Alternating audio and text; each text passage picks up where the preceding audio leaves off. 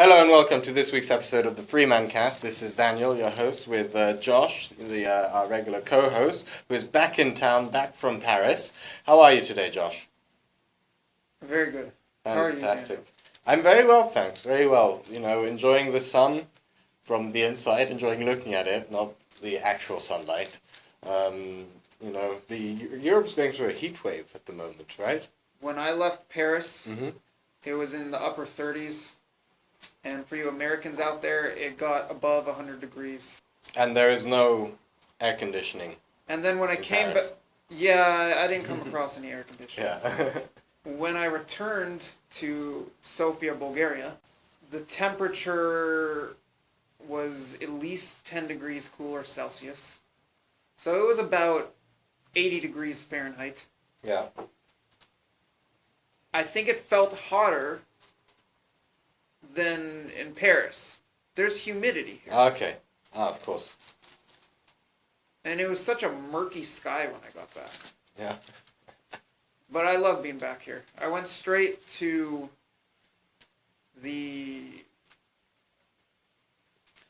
It's a candidate for this title. I don't know if it actually has been awarded this title, but it's a candidate for the world's ugliest monument.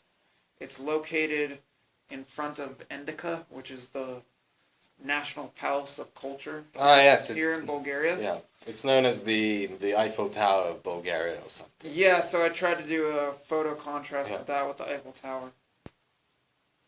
And it's pretty ugly. Some people here call it Sedmo Ugolin Petohornik, which translates to 7 angles, 5 dicks. 7 angles, 5 dicks. Oh my. But it's supposed to be part of the brutalist movement or something. So, you know, that's art, man. If you think it's ugly, it means that you don't understand it. I think that it makes the old communist headquarters that is located in the center of town look like Versailles. Which is an apt comparison, seeing, you know, Eiffel Tower, Versailles. Yeah, I just got back from Eiffel Tower in Versailles. Oh, you went to Versailles as well? I did go to Versailles. It's a much more fascinating place. In what way? There's so much history there. I love places with history. The Eiffel Tower is mobbed with tourists. Right. The view at the top is very cool, but it's not a view that is a must-see. It's just everyone wants to say they've been up the Eiffel Tower. But I love talking and learning about the French Revolution, so Versailles got a lot of significance to me. Absolutely. I mean, from what I understand, it stopped being, you know, this center of government when the monarchy ended, right? Pretty much. Yeah. So what role did it play afterwards? And then we'll go back to the present day. The women and the peasants of Paris stormed Versailles. I think it was in 1793. Right. And maybe 94, I forget which year. And they forced Louis XVI and Marie Antoinette to go back to Paris. Right. And they did, and Louis XVI was quickly guillotined, and Marie Antoinette not too long after that. Was it not Louis XIV? Or no? Louis XIV is the one who built Versailles. Versailles was built to honor Louis XIV as the sun god. Oh, yes. And he took the government away from Paris, where it was the monarchy lived actually in the Louvre. That was the royal palace, and then it became Versailles. And then the French Revolution trampled all over that. All right, and then afterwards, what did it become? Because now it is a tourist attraction. It became a museum. Not too long after. The monarchy was restored after Napoleon. Yes. You probably know your French history better than me.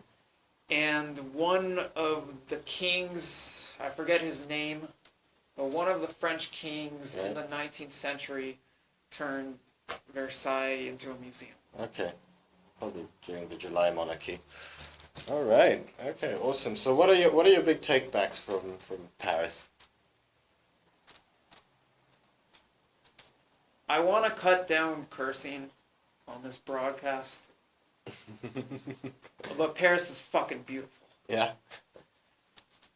It really set in with me this time. This is Right. my second time in Paris, and the first time I was just there 3 or 4 days with a tour group. Yeah. This time it was like I was actually living there for 2.5 weeks. And it really set in how beautiful it is. It seems like in the city center, every single building is a palace. Paris is absolutely beautiful. It's amazing what what was his name? Baron Munchausen? Not Baron. We'll call him Baron Munchausen. The architects? Yeah. Forget them. Well, but that architect, you know, or city planner, you know, it's amazing how his vision got realized. But Paris is actually modeled on Bordeaux, where they ran a similar project. You know, they just raised the center and decided to plan the city. And Bordeaux was, you know, a test, as it were. So if you have the chance, guys, you know, go visit Bordeaux as well. I haven't been there. Paris is beautiful, even after 2.5 weeks. So it's not, you know, a big PR stunt. It is the real deal, right? It's not a PR stunt. It's gorgeous. Yeah. 2.5 weeks. It's amazing how you go to a place for 2.5 weeks. Having traveled a lot, that seems like a long time. It seems like I can see all the tourist attractions and hang out and relax and kick up my feet and get a drink by the Seine. But 2.5 weeks isn't nearly enough time to see everything in Paris. No. The city has so much depth. Yeah? There's so much more to it than other famous and large cities. That's right. It's a pretty amazing place, and there aren't that many places which have, you know, so many layers, as it were. Because, you know, a lot of places are defined by a single era or a few eras, but Paris has had so much going on for it for so long, which is quite remarkable. Well, yes and no. Before I was in Paris, I was in Istanbul. Right. And I know you didn't want to talk about this, but Istanbul is a magnificent city. I think along the Bosphorus and the Golden Horn, it's got incredible beauty that, in a sense, could rival Paris. But that's the natural beauty, as opposed to the architecture. Right. But that city's really got history. It was the capital of 2 of the foremost empires in the entire world. That's right. So there's been world-changing history going on in what was then Constantinople for the past nearly 2,000 years. Yeah. With Paris, most of the history is more recent. But still, compared to anything in the U.S. or many other places, it's got centuries of history, and it's just incredible to take in. Yeah, I mean, I've been to Paris twice, but only very briefly. One day I will go for a longer period of time and truly get to appreciate it.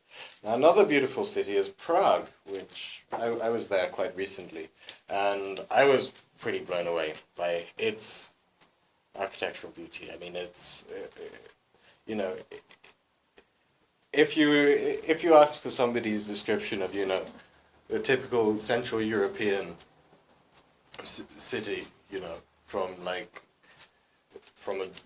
late 19th century drawing, it would be Prague.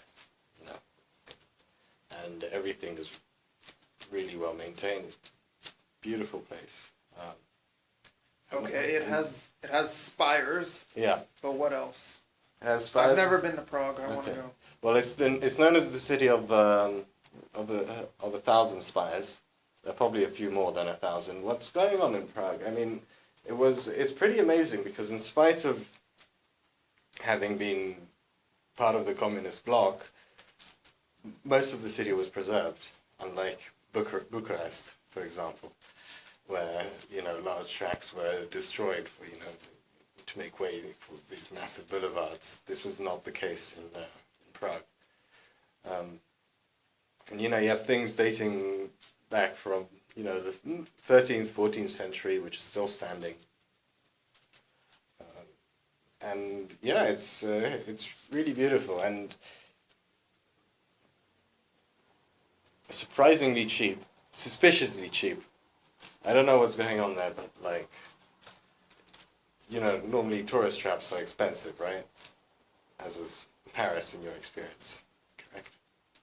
Paris is not a cheap city. No. Prague is, curiously enough, so I suggest that you visit it before, dear listeners, before, you know, they realize that they can charge a lot more for what they're doing. What did you see there? What did I see there? What did I see? You know, I just walked around in the streets a lot. You know, I enjoyed the river, walked down the river, went to the old town. Did I visit any museums? No. But I did have a fantastic tour guide who, you know, just explained everything to me and everything else. But yeah, it was really good. I spent 2 weeks there. I didn't do that much touristy stuff. Just, you know, milling around, pretending to live there. The architecture is mainly in what style? Mainly in what style? It is mainly in what I would describe as Baroque, but you do have a lot of a few neoclassical buildings, as well as Beaux-Arts. A lot of Beaux-Arts, which is what you see a lot in Paris, you know, like the Garnier Palace, things like that. Cubist architecture, which is something that I've never seen before. Have you heard of Cubist architecture? I don't believe so. No, but you know what Cubism is, right? Yeah. Yeah, it's like Picasso stuff. So, you know, that was interesting, you know, and if somebody describes it to us, like Cubist architecture, it's like, how is that even possible? Because it's supposed to play with perspective, things like that, achieve impossible angles, but, you know, that was very interesting. And you always see lots of small gems, you know, dotted here and there, which is great. You know what was interesting about my Paris trip? What? As I was exploring all the history of the guillotine, some nut job decided to chop off his boss's head. Yeah. And hang it on the gate post for a factory. Well, when was this? You didn't hear about this? No. Oh, right. Oh, the Islamist attack in France. Oh, you're talking about recent news. Okay. Yeah. I thought you were talking about something that happened. Recent weeks. He took a selfie as well. Fortunately, I haven't seen it. But have you? I have not seen the selfie. You're right. I was hearing on the French news that was blasting in my apartment that there was a selfie, but I forgot to actually look for it. Isn't that so creepy? Well, maybe he's making a pitch that France brings back the guillotine. A lot of people don't know that France used the guillotine as recently as the late 1970s. That's right. That's right. And it was used very infrequently, though. It wasn't like, you know, a weekly show in in town squares. But no, it was just one of those curious remnants of history, which, you know, they finally decided to abolish it. They're like, why are we doing this? Why are we using a guillotine? Well, along with the whole death sentence as a whole. There was also a WikiLeaks revelation that the NSA had been spying on the past 3 French presidents. Why is anybody surprised? I don't see how it's a surprise at this point. Yeah. But it must produce some interesting gossip, or there might just be some perverts hanging out in the NSA. Between Hollande and Sarkozy. Yeah. You must get some juicy dirt hanging out in the NSA headquarters. Yeah, absolutely. But I mean, I don't see how they're surprised. Wouldn't they be spying on one another anyway? I don't think anyone reacted to it in France other than Hollande. Yeah. Oh, poor Hollande. Poor guy. But okay. Yeah. Is this the part where we talk about 7-Up? greased buttholes? No. No? We'll talk about 7-Up. Cool, refreshing 7-Up. Alright, you pitch 7-Up. Because it's really hot this summer. So you've got to drink 7-Up and, you know, cool yourself down. But in fact, according to science, it's better to drink hot drinks in the heat. But yeah, drink cold 7-Up though. So greased but whole. We just had a referendum in Greece whether they should pay their bills or not, right? No. No, I haven't really been following it. The referendum asked whether or not the Greeks support the latest bailout offer from their creditors, which is the EU, the IMF, and the ECB. Yeah. Which was basically asking the question, do you support more austerity measures or not? Because the bailout money comes with conditions. The Greek government is not actually opposed to bailouts. They keep asking for more bailout money. Yeah. But they're opposed to the conditions. Some of the conditions in particular, like cuts to salaries and pensions. Yeah. So the Greeks voted overwhelmingly, it was more than 60%, against the bailout conditions that their creditors were imposing. And now it's interesting because before that, a bunch of EU leaders said if Greece votes no, then you're out of the Eurozone. Yeah. But they clearly are backing off of that for now. And now it's going to be more negotiations and more kicking the can down the road and more of the same shit as the past 5 years. One thing that's really interesting is that this Syria's guy? Syriza? Syriza? Serious? No, the guy who, the finance minister, the Greek finance minister. Giannis Varoufakis. Yes, that guy. That guy. He was like a rock star when he took the post. And now he's gone. So, But he's not gone from Twitter. No. No. He's not gone from social media, from blog posts. Okay, he made the comment right before the referendum that the creditors were engaging in terrorism, or maybe he was talking specifically about EU leaders, I forget who, saying that they're engaging in terrorism because they were inciting fear in the Greek people in order to get some political outcome. Okay. Now, yeah, that pissed off a lot of people. And maybe that's why he's gone now, but I think there's more to that story than that. But people overlook the comments that some of these ministers in the current Greek government have made leading up to this. Yeah. There's been much better than that. Yeah. The defense minister, I believe his name is Panos Kamenos, and he's actually not an extreme leftist. I believe he's on the far right. Right. But in Greece, the far left and the far right merged to create this government.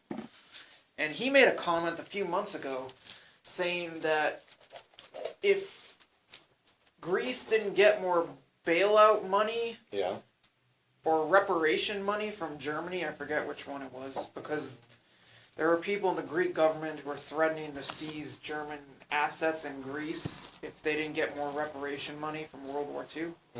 Anyway, so this guy, Panos Kamenos, said, if you don't give us our money,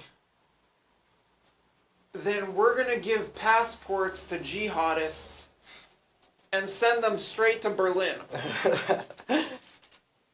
That's absurd. That's absolutely absurd. They could do it if they wanted to. Yeah. Because he said that we'll just let all these immigrants in and some of them will be jihadists. And we'll send them to Berlin. Yeah. Or they could screen them on purpose, you know. Only let the jihadists in. Right. So who's engaging in fear to try to get a political outcome? Yeah, that's right. No, that's. I would argue both sides, but it makes for a very entertaining show. Absolutely. Absolutely. So that's cowardly, you know. It's very cowardly. They should. Well, they should send their own army in. Of course they won't because they'll lose. Whose army? Greek army. You mean the guys who march outside the parliament at Syntagma Square? Yeah, those guys. I wish I was in Greece this past week. Kudos to all the journalists who were there getting hit with tear gas and sound cannons and God knows what else. I think that this whole thing will resolve itself. If Greece will stay in, the EU will make further concessions, as they do, because there's like no strong leadership there, which is good in my view. I agree there's no strong leadership. I agree they'll make more concessions. But it's going to end eventually. I don't know if it ends this year or if it ends years down the road. Yeah. But there is going to be resolution to this. It's been going on for too long. Greece is out of money. Yeah. Again. And they're going to keep, even with the austerity, they're going to keep going bankrupt. Yeah, the economy is almost in freefall now over there. I don't support the austerity because I don't like the tax hikes. But they certainly have a spending problem in Greece. Yeah. And I don't think this current government is going to do a whole lot to address that. But it does mean that tourism will be cheaper there, right? So long as you go in with cash. Yeah, I heard reports of tourists struggling to get money out. I don't know. Yeah. I don't know what all is the case. But why can't people use their credit cards? I mean, come on. You can, but you get hit with all kinds of fees. Yeah, that's right. Unless you have a Euro account. That would help. Yeah. I don't know. It's like, I don't know why they're trying to get that cash out. It's weird. Because people's deposits are insured by like the IMF and stuff. Up to $50,000, I think. It's guaranteed, so... I don't know by the IMF, but what happened in Cyprus, which is clearly a precedent for what's on the brink right now. Yeah. What happened in Cyprus was that even people who had... No. The deposits over a certain amount, like 100,000 euros or something, I forget what it was, that were not insured, were raided. Rated. Yeah. No, that's... But, you know, that's a minority of people. Most people... I mean, Okay, I'm talking but about the guys queuing outside these There's banks. currently a proposal on the table to take 30% of deposits from Greek banks, and I believe it's a lower figure than the Cyprus one, and it would affect middle class people, I believe. Oh, yeah? This is one I have to.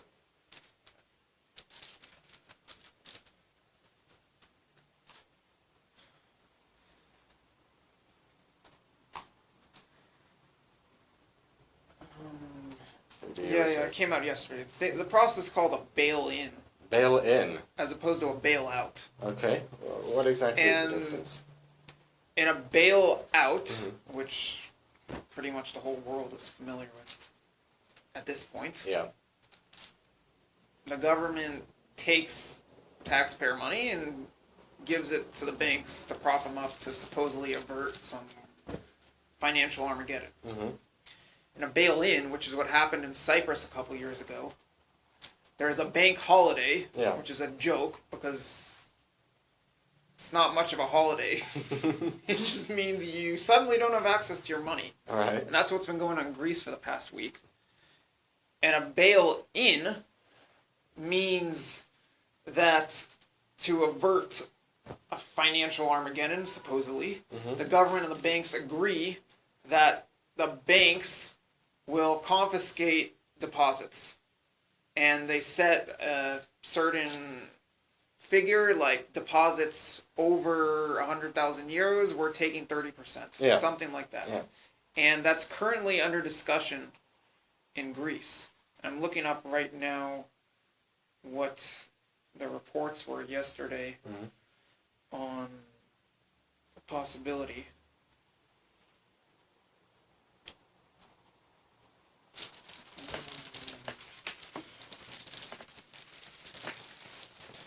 Okay, yeah, this is probably freaking out a lot of people in Greece. What?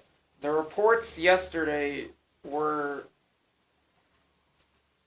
that there's a possibility of a bail-in in which deposits above 8,000 euros 8,000 are slashed by 30%. 8,000. Yeah. Okay. Yeah, that is going to seriously harm some Greek households. That's right. That's right. I don't know if that's going to happen, but that got reported all over the international press yesterday. Mm-hmm. Because right now, the bailout has ended.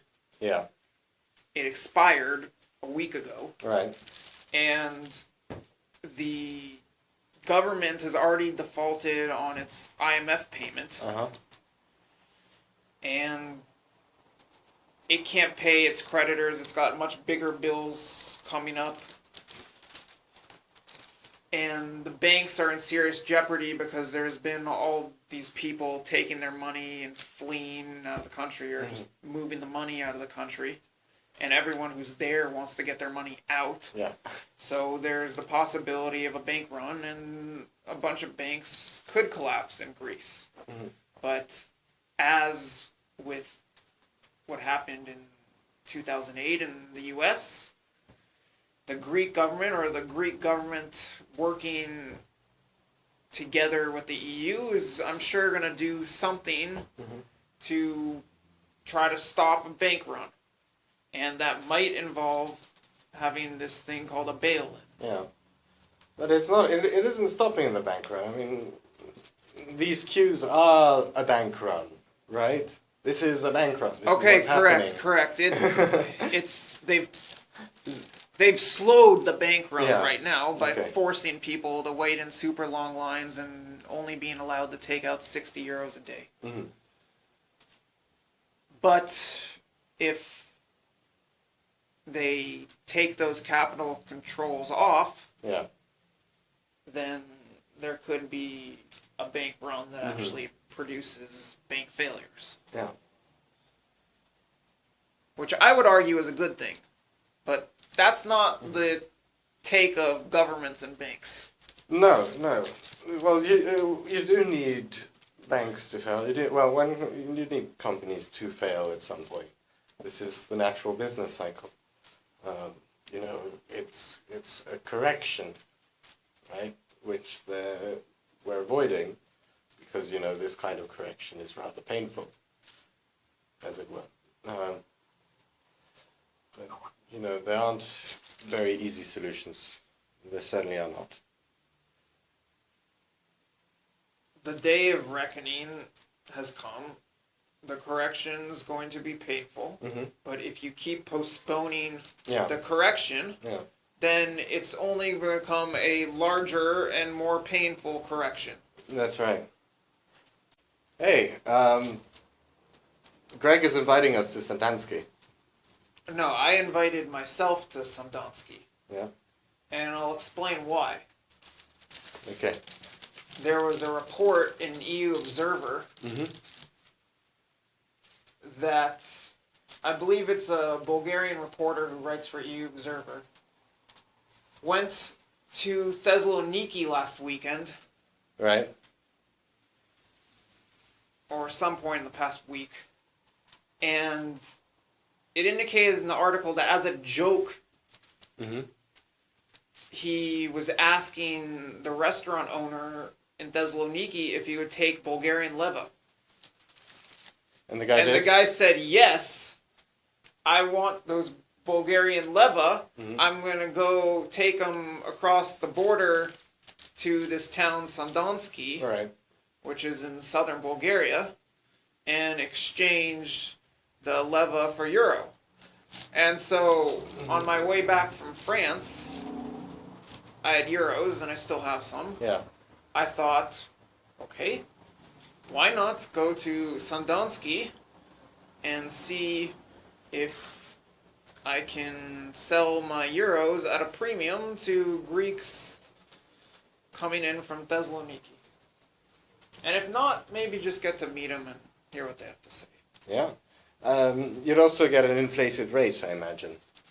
That's what I was saying. Yeah. That I would assume I could get one. Yeah. 5 euros for leather. I don't think I'm getting that kind of rate. The lev is pegged to the euro at basically 2 to 1. So, yeah, Sandanski is the sunniest place in Bulgaria. Have you been there? No, not yet. I would be curious to hear different perspectives on. I'd be curious to hear who all would stake claim to Sandanski, because it's in southwestern Bulgaria, near the Greek border, near Macedonia, Yeah. and in that historical Greek Macedonian territory, if you want to go back 2,000 years. Yeah, that's right. So I'm sure there are plenty of people who would like to fight over the name and whatnot. Well, it does sound pretty Bulgarian, Sandanski. Not Sandantopolis. Okay, I think it's time to call this to a close. Okay, thanks very much for coming over, Josh. We don't have concluding remarks. Do we have concluding remarks? Paris is beautiful, as is Prague. Greece is fucked, but it'll get through it eventually. Would you care to explain what you're titling this podcast, if you dare go ahead with that? Oh, Greece butthole. Yeah, so, in spite of the problems with Greece, I believe that the EU will remain together. After some serious concessions, because, I don't think that they'll let it happen under any condition. Okay, we all live happily ever after. Bye-bye.